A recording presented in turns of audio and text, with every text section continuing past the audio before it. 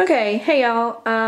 I promised a few ladies in a makeup group that I am a part of, excuse me, that I would take down my vanity mirror and do a little instructional video. Obviously I can't do a tutorial because as you can see, it's already built, already assembled, and already plugged in. Here's the remote switch that I have hooked it up to it.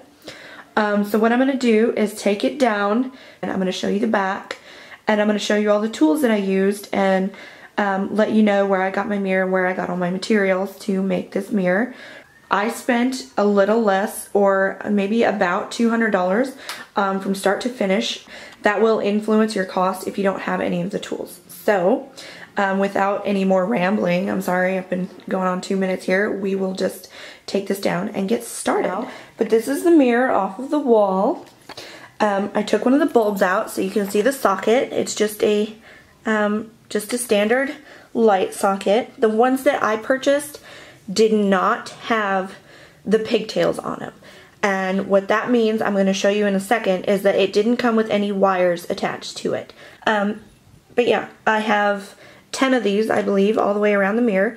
Now this is going to depend on the mirror that you get. I got a pretty big size mirror, like I already said, so I felt like I needed 10. I wanted the lights to go all the way around, but this is fully up to you.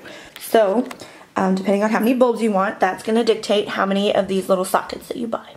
These were relatively cheap. They're like, yeah, I want to say 2 and some change per one. Sorry. Okay, so the first thing you're going to need to take into consideration is whether or not your mirror has a diagonal cut corner like this. You see this crease right here? Or if it just comes, if the slat comes down and then there's a shorter one in the middle. Mine has a crease down diagonally, so I obviously cannot drill a hole here, otherwise it's going to compromise the strength of the frame. So what we did was I had my husband measure from the metal inner frame to the other side of the metal inner frame, and then we found the middle of that, which is right here, and then we placed them evenly. I think it was like 3 inches from each side of the metal frame, and then we drilled holes at those markings. You take your ruler and you measure from, you know, the one end of your frame to the other, and then you take whatever inches or centimeters it is, whatever you want to measure it in, and you divide it in half, and then you draw a line all the way through because you're going to want to drill in the middle. And then, like I said, we just went from 3 inches in from the inner frame and 3 inches in from the inner frame, and then in the middle. And we did that on the other side as well. And then for this one, I think we did like, I think it was like 9 to 10 inches from this edge of the frame in, and then 9 to 10 inches on the other side. And you can't, like, say you have 1, 2, 3 bulbs, you cannot take the measurement of here to here and divide it by 3, because then they're going to be off-centered and that's not going to look right. So there was that, and then we took the drill bit, which I will show you in a little bit, and we drilled the holes. We drilled from the top, the front down, because if you drilled from the back up, the splinters of the wood would come up, and you don't want that. You want the splinters to go down. So we drilled from the top down. And then after everything was done, let me take this out here. I took the glue gun and I put it all around the middle of one of these sockets. And the reason I did that is because I took it down the middle, and then, or I glued it down the middle, and then I pushed it down in here so that the glue went with the socket and coated the entire inside of the hole. And then I took the glue, the hot glue gun, and I beaded a nice little decoration of glue all the way around the edges, just to secure the outside and to make it look, you know, nicer. Oh, the drill bit that you need to choose needs to be just slightly bigger than the light socket that you choose. Because if your drill bit is smaller, your light socket obviously is not going to fit in the hole that it drills. So that is another big consideration. So, okay. So now I'm going to flip the mirror around and I'm going to show you what the back looks like. Okay, so this is what the back of my mirror looks like. What you see here on the sides are the wooden slats that keep it up off the wall. And what you're looking at is called a parallel circuit. So what that means is that all of these wires, the negatives are all wired together and the positives are all wired together. And what the wiring colors mean is that the black wires are the hot wires or the negative wires. And the white wires are the positive wires. So they're all wired together respectively and they are all capped. So what I did, because these sockets did not come with pigtails, meaning they did not come with these wires already attached, I had to attach them myself. So I took this length of wire, I decided how long, I wanted it to be so that it could connect to both this socket and this socket, as well as reach from this set to that set over there.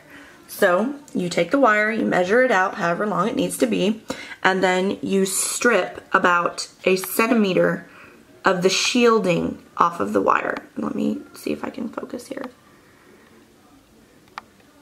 Okay, and for those of you who don't know, the shielding is just this plastic part, and generally it's best to use wire strippers, but if you don't have wire strippers, you can use scissors. You just have to be really careful to only cut the sheeting, the protective coating. If you cut into the wire, you're gonna lose some of your power, and that's just no bueno. So you strip about 1 centimeter off of every edge, and then you connect it to the socket. Now I connected the positive to the brass and the negative, or the positive to this silver one. I'm not sure what it's made out of. And then I connected the negative one to the brass here. So that's how I did it. You just take the screw up and then you put the wire around the screw and then you put the screw back down. Okay, so then you take it up here and you do the same thing. You strip about 1 centimeter off the edge and you twist all of the white wires together. And then you take an additional wire to connect these two to those two over there, and you strip it and you connect it with these two, and then you put the wire cap on. This is, it's been called a wire nut or wire cap. You can find it in the same aisle as the wire and likely the same aisle as the sockets, so these are not hard to find.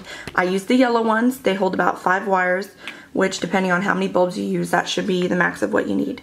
You can use other ones. You could probably use a smaller one. You could probably use a bigger one, but the yellow one works the best for me and my needs. So as you can tell, these sets are also linked by a long wire so that every single set is connected. Every single one of these sockets is connected somehow by a white wire. So then you take this long one over here, you connect it to the short ones, and then you take an additional longer one over there and you connect it to those ones. Okay, now when you get over here, you find the plug-in. Now, I purchased this plug-in all on its own. I think it was like $3. It wasn't connected to anything. It's just a bare plug. And I don't know if I can get it. The light is kind of like freaking out outside. Let's see if I can get it to focus. But one of these sides, this side right here, is ribbed. You can feel that it is not smooth like this side right here. This side is ribbed and this side is not. So what you're going to do is you're going to take, it comes sealed together, like you can see these two wires right here are sealed together. It comes like that all the way down. So what you need to do is at the very end where they're both connected, you need to make a small incision without cutting into the sheeting or the wire inside of either. You just want to cut into the plastic that connects them, and then you want to separate them till about here. You just want to have enough separation so that you can connect the ribbed edge to the black wires and the smooth edge to the white wires. And you do the same. You strip about 1 centimeter off and you twist it in with, you know, each respective color. Cap them, and then you can either plug this straight into the wall and unplug it every time you want to turn the mirror on, or you can have a switch to turn it on and off. And then the switch, of course, you can have a remote switch or you can have a fixed switch, but I chose a remote switch, which is also easy. I think I paid like $20 something for the switch, so none of these pieces by themselves are too expensive, but the most expensive pieces were the mirror itself and the 3 boxes of daylight bulbs, the globe bulbs that I got. So that's the wiring, and I purchased this wood plank exactly the size that it is at Lowe's as well. I think it was about 7 feet long, so I just cut it to fit just the panels on the sides, and then I took some L brackets and screwed them in. Make sure that the screws that you use do not exceed the width of this board or the width of your mirror, otherwise you're going to have the ends of screws poking out the front side of your mirror. So that brings me to how you get the light socket through the mirror. What you're going to want to do is make sure that your mirror is made out of a material that can be drilled through. So you don't want glass, you don't want plastic, you don't want poly resin, you want as close to a natural wood mirror as you can find. Mine is made out of real wood, so drilling the holes for the sockets was really easy. The way that I hang my mirror is I took some of that same plank so that it's the same level as the other planks that keep it off the wall, and I took the original hangers from the mirror. They were hooked here, and on the other side they were hooked too, and I drilled them into this plank. So these wooden planks keep all of this wiring and all of these sockets off of the wall. So I'm gonna go down into the garage and I'm gonna show you the tools that you need to connect. Okay, just real quick, I thought I might show you guys a clip of what the adapter for the remote control looks like. It's just that little box right there, and then the actual switch is, oops, I just turned on the light. There we go. The actual switch is right here. Looks like this, and you just push the button and turn it on and off. And these are the wires that we used. I don't know, it's just, it says primary wire on it, common uses. So you just get a black one and a white one. This is the cylindrical bit that drills the holes. I don't have the packaging, but you need to get one that fits the size of your socket. But you should be able to pick up your sockets and then go to the bit aisle and compare. This is what we use to drill the holes. It comes with its own, I think it comes with its own insertion bit. I don't know if my husband put that on there or not, but this part goes into the drill and then this part drills the hole. So you need that, and you're also gonna need, let's see, where are the wire strippers? Okay. You can use these. Right here is the part that strips the wires, and along the side it'll tell you which gauge to use. Like this. So we have this style, which is the one I used, and we have this style. They both work the same way. They have numbers on the sides that tell you which gauge to use. This is pretty much the worst video ever made.